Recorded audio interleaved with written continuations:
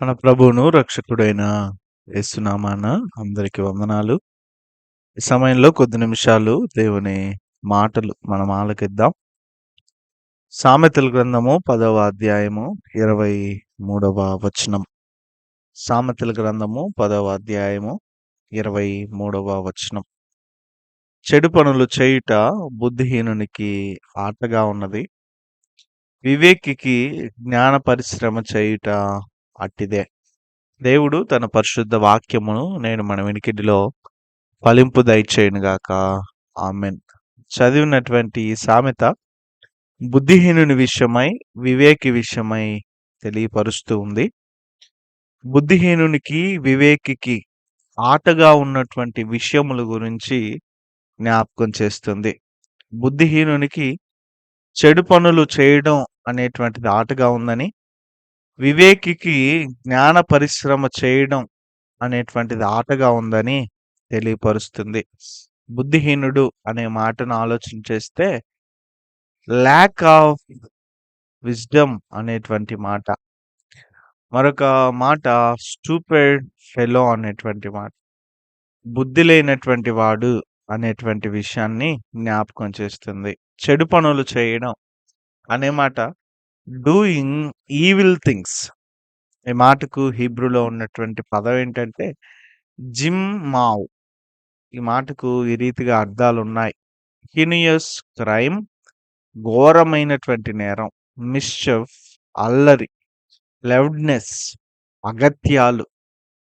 So బుద్ధిహీనునికి చెడు పనులు చేయడం అనేటువంటి ఈ మాట, బుద్ధిహీనుడు ఘోరమైన నేరం చేయడం, బుద్ధిహీనుడు అల్లరి చేయడం, బుద్ధిహీనులు అగత్యాలు చేయడం అనేటువంటిది వాటికి ఆటగా ఉన్నదని ఈ సామెత తెలియపరుస్తుంది.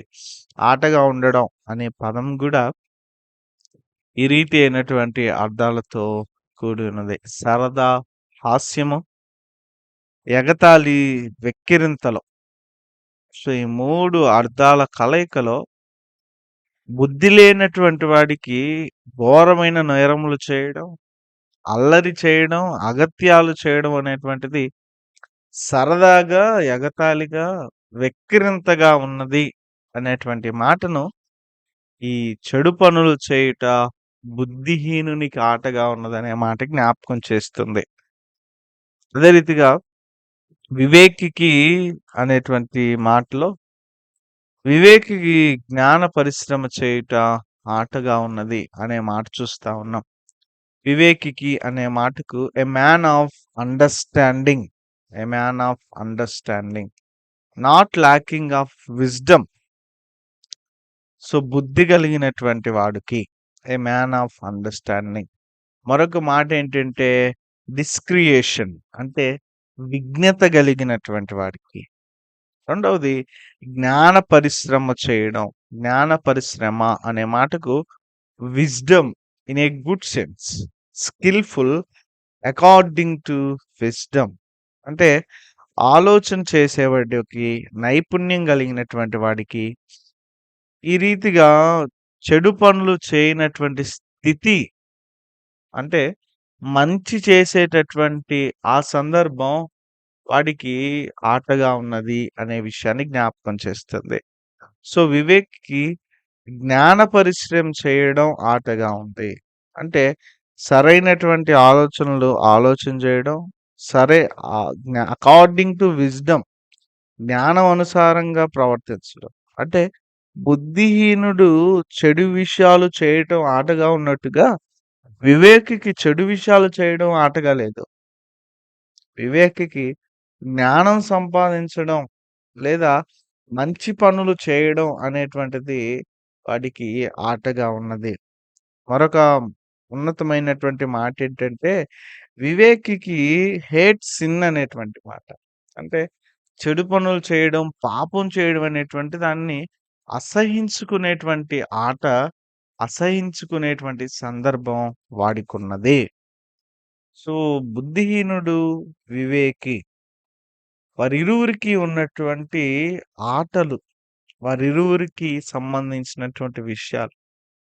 బుద్ధిహీనుడు వాడు ఘోరమైనటువంటి అల్లరి, అగత్యాలు చేయడంలో వాడికి హాస్యం, ఎగతాళి, వెక్కిరింతగా ఉంటుంటే, వివేకికి మాత్రం జ్ఞాన సముపార్జనలో, జ్ఞాన పరిశ్రమలో అంటే మంచి పనులు చేయడంలో, జ్ఞానం కలిగినటువంటి స్థితిలో, జ్ఞానాన్ని సంపాదించుకోవడంలో, మంచి పనులు కలిగి జీవించడంలో అంటే చెడు విషయాలను వదిలిపెట్టడంలో వాడికి ఆహ్, ఆట లేదా వాడికి ఇష్టముగా ఉన్నది అనేటువంటి మాటను మనం చూస్తాం.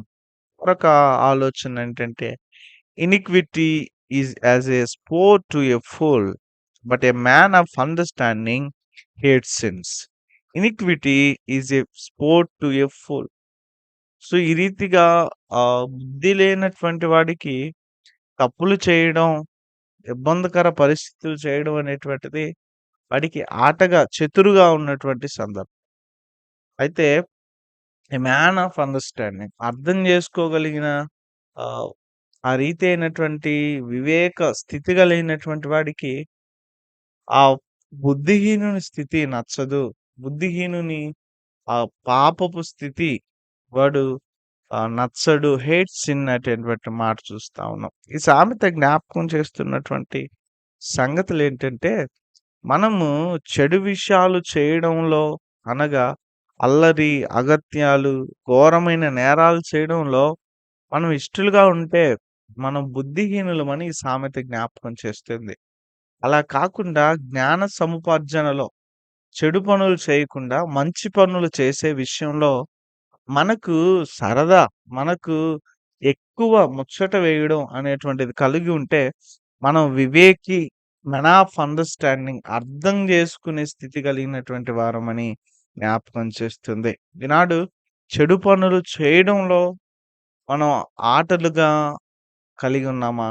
లేదంటే మంచి పనులు చేయడంలో, జ్ఞానం కలిగి జీవించడంలో మనం ఆటలు కలిగి ఉన్నామా? అనేటువంటిది ఈ సామెత జ్ఞాపకం చేస్తుంది. చెడు అనేటువంటి సందర్భం బుద్ధిహీనునికి సంబంధించినటువంటిదిగా, మంచి చేయడం అనేటువంటి సందర్భం వివేకికి సంబంధించినటువంటిదిగా ఈ సామెత జ్ఞాపకం చేస్తుంది. మనం ఏ స్థితిలో ఉన్నామో ఈ సామెత మనల్ని ఇస్తూ ఉంది. మనం ఏ స్థితిలో ఉండకూడదో సామెత తెలియపరుస్తుంది. బుద్ధిహీనుడివైతే చెడు విషయాల పట్ల కలిగి ఉండాలి. అయితే బుద్ధిహీనత లేని స్థితయితే మంచి విషయాలు చేయడంలో ఆసక్తి కలిగి ఉండాలి. ఈ కొద్ది మాటలు దేవుడు దీవించును గాక. ఆమేన్. తల వంచుదాం, ప్రార్థన చేద్దాం. మహాపరిశుద్ధుడైన మా తండ్రి మీకు వందనాలు. అవును ప్రభువా, బుద్ధిహీనునికి చెడు పనులు చేయడం ఆటగా ఉన్నది. అయితే వివేకికి మంచి పనులు చేయడం, జ్ఞాన సముపార్జన చేయడం, జ్ఞానాన్ని సంపాదించడం ఆటగా ఉన్నది.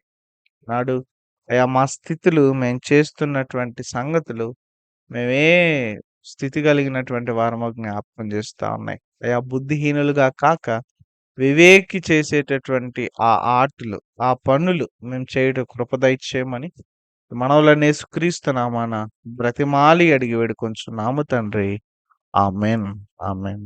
దేవుడు మిమ్మల్ని దీవించును గాక. ఆమేన్.